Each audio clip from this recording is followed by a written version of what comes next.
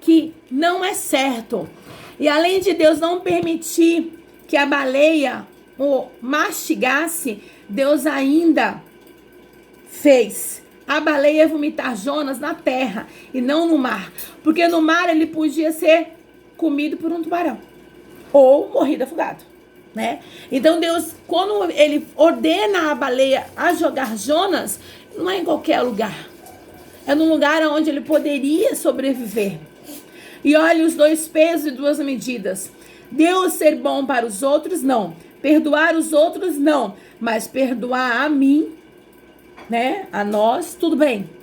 Isso eu chamo de egoísmo. E egoísmo profundo. Olhar somente para o seu próprio umbigo. O famoso eu, segundo eu, terceiro eu, 10 eu, quarto eu, quinto eu, sexto eu. Quer fazer café, amor? Pode fazer. Café. Tá bom. Do Jonas 3. E Jonas sugere algo para Deus. Peço-te, pois, o Senhor, que tire-me a vida, que melhor é morrer do que viver. Mas Jonas queria morrer, porque ele sugere para Deus tirar. Ele queria morrer? Não, ele não queria morrer. Jonas não queria morrer.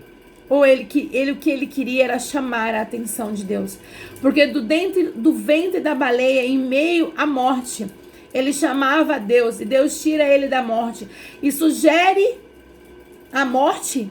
E isso não faz sentido. E não faz mesmo. Ali no versículo 4, e disse o Senhor: fazes bem que assim te ires? Por que você precisa se irar? Porque eu fui bom, porque eu ouvi o clamor, porque eu vi o povo se humilhando, o povo reconhecendo o seu erro. E Deus fala: é sério isso que eu estou ouvindo? Tem lógica? Porque não tiraste comigo quando te perdoei, mas quando livrei e quando te dei uma segunda chance? Então, para ele a segunda chance poderia, mas para o povo de Nínive ele não podia uma segunda chance. E no versículo 5, então Jonas sai da cidade e sentou-se ao oriente dela, e ali fez uma cabana e sentou-se embaixo dela à sombra, até ver o que aconteceria à cidade. E Jonas esperava ver o que vai acontecer. No versículo 6, e fez o Senhor Deus nascer uma aboboreira, a qual subiu por cima de Jonas, para que fizesse sombra sobre a sua cabeça, a fim de livrar do seu enfado. Assim Jonas se alegrou em extremo por causa da abobeira. E Deus de novo faz o bem a Jonas, cuida de Jonas, e Jonas se alegra, com cuidado e com amor. Versículo 7, Jonas 4, 7. Mas Deus enviou um verme no dia seguinte, ao subir da alva, a qual feriu a abobeira, e esta se secou. E aconteceu que, aparecendo o sol, Deus mandou um vento calmoso oriental, e sol feriu a cabeça de Jonas, e ele desmaiou. Então desejou com toda a sua carne morrer, dizendo: melhor é morrer do que viver. Ó, Jonas de novo falando. Deus mostra a Jonas o mal, o desconforto, a tempestade faz a gente mudar a visão. E lá vai Jonas desejando a morte de novo. Ele não está desejando a morte. Ele está fazendo igual a criança mimada. Ah, se o senhor vai fazer isso, então eu não quero mais. Ah, se o senhor vai fazer aquilo, eu também não quero mais. Na verdade, era só uma criança fazendo birra. E Deus mostra a Jonas o desconforto. E lá vai Jonas desejando a morte. Você acredita que ele queria morrer ou ele só queria chamar a atenção de Deus? Eu acredito que ele só queria chamar a atenção de Deus. Essa é uma verdade. Então disse Deus a Jonas: fazes bem que assim te ires por causa de a bobeira? E ele disse: faço bem que me revolte até a morte? E disse o Senhor: tivestes tu compaixão da bobeira, na qual não trabalhaste e nem a fizeste crescer, que numa noite nasceu e numa noite pereceu? E eu não hei de ter compaixão da grande cidade de Nínive, em que estão mais de 120.000 homens, que não sabem discernir entre a mão direita e a mão esquerda, além de muitos animais? E Deus apresenta a Jonas um olhar diferente, uma visão, porque está dentro de uma situação, ele vê que destrói. Muitas vezes a gente está dentro de uma situação e a gente não consegue ver, mas quem está fora consegue ver aquilo que a gente não está vendo. Depois Deus fala para Jonas: você tem compaixão de algo que tu não plantou, que tu não fez, que nasceu de noite e morreu de dia? Nasceu de dia e morreu de noite? E não tem compaixão de uma grande cidade, de uma grande população? População essa sem conhecimento, sem sabedoria, que eu venho sustentado há anos, 120 almas. E olha o olhar egoísta de Jonas, para ele tudo e para os outros nada. Para ele tudo e para os outros nada. Isaías 55.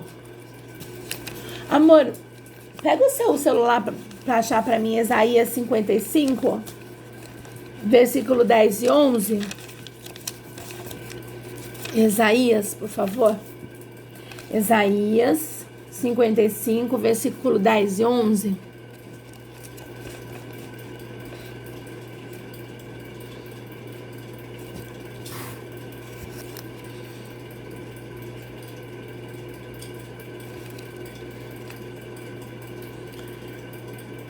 Isaías, pode falar. Ok. Isso aí.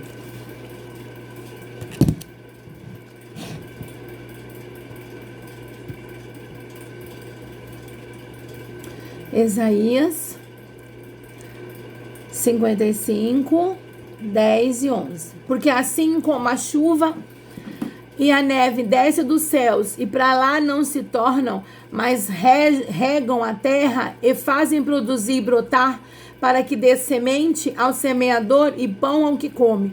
Assim será a palavra que sair da minha boca. Ela não voltará para mim vazia, antes ela fará que me apraz e prosperará naquilo que a enviei. Quem fala isso é o Senhor. Quem diz isso é o Senhor.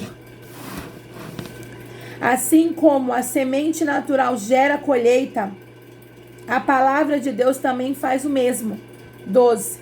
Pois com alegria saireis e em paz sereis guiados. Os montes e os outeiros romperão em cântico diante de vós, e todas as palavras de campo baterão palmas. Em lugar do espinheiro crescerá a faia, em lugar de sarça crescerá a murta. E o que será para o Senhor por nome e por sinal extremo, eterno, que seja e se apagará. Por sinal eterno que nunca se apagará. Nunca se apagará a palavra do Senhor. Assim como a semente natural gera colheita, a palavra também de Deus faz o mesmo.